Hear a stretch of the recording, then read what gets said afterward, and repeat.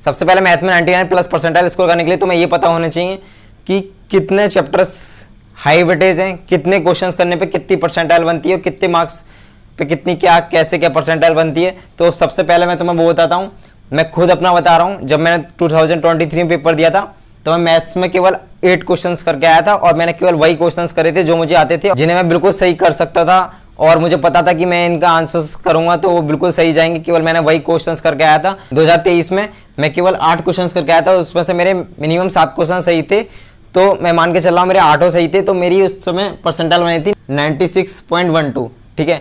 और 2024 में जब मैंने पेपर दिया तब मैंने 13 क्वेश्चंस करके आया था, उसमें से मिनिमम मेरे 10 सही थे, 11-12 भी सही हो सकते हैं, लेकिन 10 सवाल बिल्कुल सही थे ही थे। 13 सवाल करके आया था, तब मेरी परसेंट बनी थी 98.62। तो अगर तुम 14 या 15 क्वेश्चन अगर कर लेते हो तुम्हारी 99 प्लस परसेंटाइल बन जाएगी। देखो 98.6 तक पहुंच गई जब हमने 11-12 सवाल यहाँ तक सही करे, ठीक है। इसमें नेगेटिव मार्किंग नहीं करनी है, मैं केवल वही सवाल करता था जो मुझे लगता था कि इसका आंसर मैं सही कर सकता हूँ, और जो मुझे लगता था कि नहीं होगा या गलत हो सकता है उसको मैं बिल्कुल छूते ही नहीं। अगर तुम 14-15 सवाल भी अगर सही करके आते हो तो तुम्हारी 99 प्लस परसेंटाइल बहुत आराम से बन जाएगी। तो 99 प्लस परसेंटाइल करने के लिए और 14 क्वेश्चन सही करने के लिए सबसे पहले मोस्ट इंपॉर्टेंट चैप्टर बता रहा हूँ, ठीक है।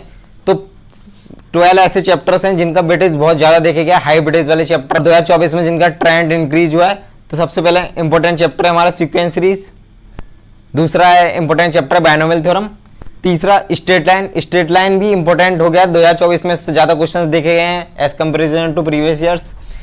और उसके बाद है आसान चैप्टर हैं और सबसे इंपॉर्टेंट चैप्टर मैट्रिक्स डिटर्मिनेंट, इनसे आसान सवाल आते हैं और बिल्कुल ये किसी चैप्टर से लिंक नहीं है, तो इन्हें करने में कोई प्रॉब्लम नहीं होती है। और 2023-24 में जो हाई वेटेज में बहुत ज़्यादा रहे हैं वो हैं वेक्टर और 3D बहुत ज़्यादा इंपॉर्टेंट हो गया 2023 और 24 में। 21, 22, 23, 24 में वेक्टर इंपॉर्टेंट चल ही रहा था, लेकिन 3D को 2024 में बहुत ज़्यादा इंक्रीज होते हुए देखा गया। और एक चैप्टर है रिलेशन फंक्शन से भी 2 क्वेश्चन आते हैं, और उस रिलेशन फंक्शन के बाद है एओडी भी इंपॉर्टेंट में रख लिया है मैंने। और उसके बाद है इंटीग्रेशन। यहाँ तुम इंटीग्रेशन का मतलब है कि यहाँ पर तुम अगर इनडेफिनेट इंटीग्रेशन करोगे तो तुम्हारा डेफिनेट इंटीग्रेशन भी हो जाएगा साथ साथ। और अगर तुम्हारा इंटीग्रेशन हो रहा है तो एरिया अंडर कर्व, और उसके बाद मैंने differential equation and permutation combination. 2023-24 में परम्यूटेशन कॉम्बिनेशन का भी वेटेज ज़्यादा इंक्रीज हुआ है, ये इसमें से भी ज़्यादा क्वेश्चन पूछ गए हैं, ठीक है। तो ये जो चैप्टर्स है मैथ्स के मोस्ट इंपॉर्टेंट चैप्टर हैं। अगर तुम इनमें से कोई सा चैप्टर छोड़ के जा रहे हो तो तुम सबसे बड़ी मिस्टेक कर रहे हो। अब मैं किस सीक्वेंस में इन चैप्टर्स को कवर करना है वो मैं तुमको बता रहा हूं। तुमको केवल यही नहीं पढ़ना है, पढ़ना सब है, लेकिन ये चैप्टर्स को बहुत नेक्स्ट लेवल तक तैयार करना है कि अगर जेईई मेंस में क्वेश्चंस आए तो तुम उसे सॉल्व कर सको, ठीक है। तो सबसे पहले तुम्हें बेसिक मैथ से स्टार्ट करना है। तो मैं पहला नंबर पे बेसिक मैथ रखूंगा। इसके पीछे का रीजन मैं बताता हूँ, क्योंकि बेसिक मैथ्स में क्या होता है ना कि बेसिक मैथ में बहुत सारी इनइक्वालिटीज फॉर्मूलेज जो बीच बीच में चैप्टर्स में यूज होते हैं वो सब बताए जाते हैं, इसलिए बेसिक मैथ बहुत इंपॉर्टेंट है। बहुत से बच्चे छोड़ देते हैं बेसिक मैथ्स, लेकिन बेसिक मैथ से आप स्टार्ट करना, ठीक है। दूसरे नंबर पे आपको करना है क्वाड्रेटिक।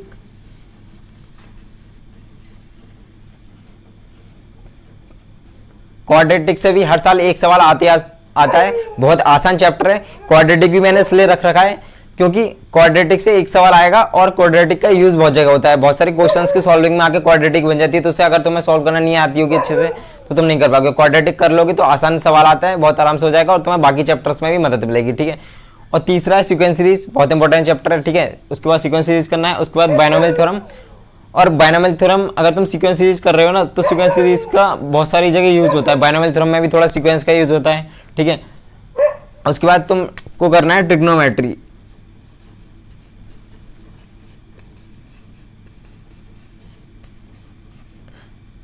अब ट्रिग्नोमेट्री इंपॉर्टेंट में नहीं है, बहुत सारे ट्रिग्नोमेट्री के फॉर्मूले वगैरह यूज होते हैं, इसलिए ट्रिग्नोमेट्री भी मैंने रखा है। ट्रिग्नोमेट्री का बाकी चैप्टर बहुत ज्यादा यूज होगा, ठीक है। उसके बाद छठा रखा है मैंने स्ट्रेट लाइन। उसके बाद तुम्हें स्ट्रेट लाइन करनी है, स्ट्रेट लाइन इंपॉर्टेंट चैप्टर है। और अगर तुम स्ट्रेट लाइन पढ़ लोगे तो उसके बाद तुम्हें वेक्टर 3D पढ़ने में और समझने में बहुत आसानी होगी, ठीक है। यहाँ अगर तुम्हें कोनिक सेक्शन टफ नहीं लगता तुम कोनिक सेक्शन के बेसिक्स को अच्छे से कर सकते हो। अगर तुम्हें ज़्यादा हार्ड सवाल नहीं कर पाते हो, कोनिक समझने में दिक्कत होती है तो, ठीक है। उसके बाद वेक्टर 3D, इनको बहुत अच्छे से तैयार करना है और बहुत ज़्यादा इंपॉर्टेंट चैप्टर है, ठीक है। उसके बाद तुम्हें करना है रिलेशन फंक्शन, ठीक है। और रिलेशन फंक्शंस करने के बाद एप्लीकेशन ऑफ डेरिवेटिव, ठीक है, डिफरेंशिएशन, और उसके बाद फिर इनडेफिनेट इंटीग्रेशन करोगे, उसके बाद तुम्हारा डेफिनेट भी हो जाएगा। और डेफिनेट इंटीग्रेशन अगर तुम्हारे इन दोनों अच्छे से तैयार हो गए तो एरिया अंडर कर्व निकालने में भी तुम्हें कोई प्रॉब्लम नहीं होगी, तो वो भी हो जाएगा, ठीक है। उसके बाद डिफरेंशियल इक्वेशन, अगर तुम डिफरेंशिएशन कर रहे होगे तो तुम्हारा इंटीग्रेशन में हेल्प होगी, क्योंकि डिफरेंशिएशन का जस्ट उल्टा इंटीग्रेशन होता है, ठीक है। तो ये चैप्टर ना अगर तुम इंटीग्रेशन डिफरेंशिएशन अच्छे से कर रहे हो तो तुम्हारे 3-4 चैप्टर ये पूरा अच्छे से हो जाएंगे, ठीक है। और उसके बाद परम्यूटेशन कॉम्बिनेशन इंपॉर्टेंट है, लेकिन बहुत से बच्चों को ये हार्ड लगता है। उसके बाद मैंने स्टैटिक्स और सेट्स ऐड कर रखा है, क्योंकि सेट्स और स्टैटिक्स से आसान क्वेश्चंस आते हैं, बहुत छोटे चैप्टर हैं, बहुत कम समय में कंप्लीट हो जाएंगे। तुम अगर इतना कर ले रहे हो और इन्हें अच्छे से कर ले रहे हो तो तुम 90-99 बहुत आराम से स्कोर कर सकते हो। लेकिन इनको अच्छे से करना कैसे है कि तुम मेंस में जो तुम्हारा सवाल आया है थोड़ा हार्ड भी आया तो तुम उसे सॉल्व कर पाओ। तो सबसे पहले ना तुम्हें मेंस का सवाल करने के लिए ना तुम्हारे मेंस के पीवाईक्यूज करने हैं, ठीक है। और पीवाईक्यूज कैसे करने हैं, 2022, 23, 24 के सारे पीवाईक्यूज लगाए हैं, जितने भी आए हुए हैं सारे पीवाईक्यूज सॉल्व करने हैं, और वो तुम्हें 2 बार करने हैं, ठीक है। और ये जो चैप्टर्स तुम्हें कंप्लीट करने हैं ये तुम्हें वन शॉट से नहीं करने हैं, जो भी तुम जिस बैच से पढ़ रहे हो उसी बैच में करने हैं। और जो मैं तुम्हें सीक्वेंस बताया इस सीक्वेंस में करना है। तो तुम अपने जो कोचिंग में जैसे सर करा रहे हैं उसके अकॉर्डिंग करना। अगर तुम किसी कोचिंग से पढ़ रहे हो तो अपना सीक्वेंस टीचर वाला रखना, लेकिन इन चैप्टर्स को अच्छे से फोकस करना। जब जब तुम्हारे क्लास में ये चैप्टर्स स्टार्ट हो उन पे तुम्हें मेनली ज़्यादा फोकस करना है, ठीक है। और वन शॉट से ही चैप्टर्स बिल्कुल नहीं कवर करने हैं, कि बहुत सारे बच्चे क्या करते हैं कि वन शॉट से एक वन शॉट देख लिया उसके बाद पीवाईक्यू करने बैठ गए, तो फिर उन पे पीवाईक्यू होते नहीं है, फिर वो डिमोटिवेट होते हैं, ठीक है।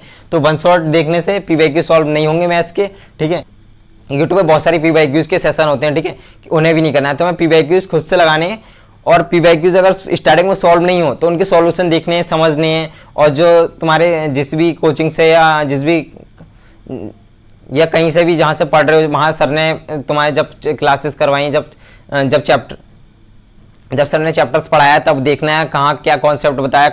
और जब तुम पीवाईक्यूज करोगे तो उससे तुम रिलेट करके पीवाईक्यू सॉल्व करने की कौन सा कॉन्सेप्ट इसमें यूज होगा, ये सब सोच के समझ के स्टार्टिंग में हो सकता है तुम्हें थोड़ा टाइम लगे, तुमको देर में समझ में आए, थोड़ा टाइम लगे सॉल्व करने में। लेकिन तुम धीरे धीरे कोशिश करते रहोगे तो तुम्हारी अप्रोच बनने लगेगी और तुम मेंस की पीवाईक्यू सॉल्व करने लगोगे, ठीक है।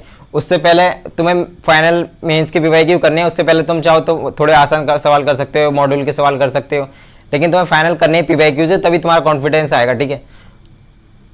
तो तुम्हें यूट्यूब पे पीवाईक्यू के सेशन नहीं देखने हैं, और 2022, 23, 24 के 3 साल के तुम प्रीवियस ईयर क्वेश्चंस करोगे तो तुम्हें 50, 60, 70 क्वेश्चंस देखने को मिल जाएंगे। जैसे जैसे चैप्टर का वेटेज है, जितने ज़्यादा इंपॉर्टेंट चैप्टर उसमें उतने ज़्यादा क्वेश्चंस तुम्हें देखने को मिलेंगे। बहुत से चैप्टर में जैसे वेक्टर 3D वगैरह हो गए तो उसमें तुम्हें 70-80 और से ज़्यादा और 100 के आसपास भी क्वेश्चंस मिल सकते हैं। तो तुम्हें इतने क्वेश्चंस करने हैं, और जब तुम अक्टूबर में पहुंचोगे, मैं टारगेट कर रहा हूँ 2025 के फर्स्ट अटैम्प्ट में, जनवरी अटैम्प्ट में 99 स्कोर करना है। तो तुम्हें उसके लिए जब तुम्हारा नवंबर स्टार्ट होने वाला होगा तब तुम्हें दोबारा से जो तुम पढ़ चुके स्टार्टिंग से तुम्हें जो तुमने ये क्वेश्चंस सॉल्व करे थे प्रीवियस ईयर क्वेश्चंस, इसको दोबारा से जो कर आए हैं जो सॉल्व कर चुके हो उसे दोबारा सॉल्व करना है। अब तुम पहले जब तुमने करे थे तुम उसको धीरे धीरे करे थे, अब तुम्हें स्पीड का भी ध्यान रखना है और टाइमर लगा के सॉल्व करना है।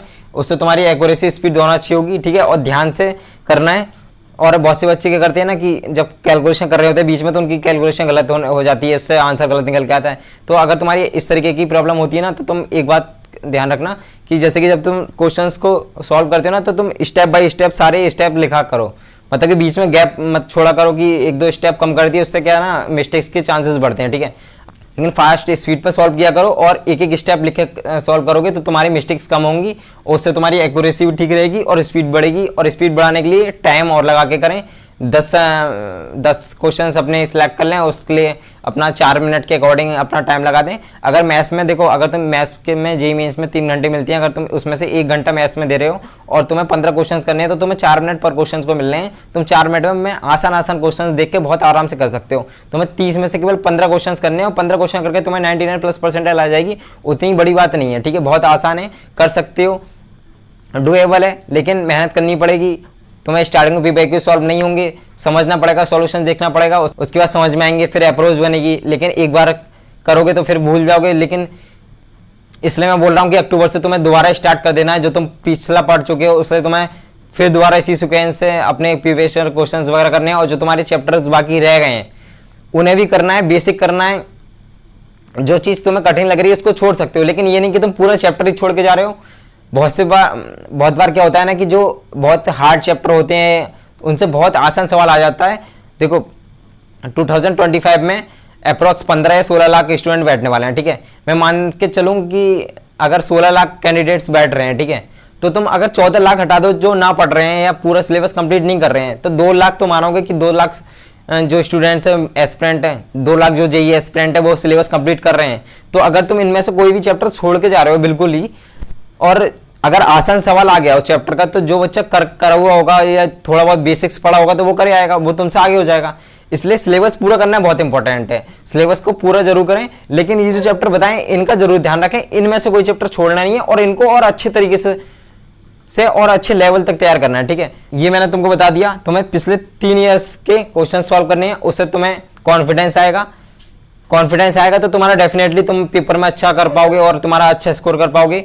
और तुम्हारे कैसे भी कोई भी डाउट हो तो कमेंट जरूर करना, और टेलीग्राम का लिंक तुम्हें चैनल के डिस्क्रिप्शन मिल जाएगा। तुम वहाँ मुझसे डायरेक्ट कोई भी अपने डाउट्स जे रिलेटेड या स्टडी रिलेटेड या कोई भी प्रॉब्लम है तो तुम मुझसे डायरेक्ट पूछ सकते हो, ठीक है। वीडियो को लाइक करें और चैनल को सब्सक्राइब करें। Thanks for watching this video.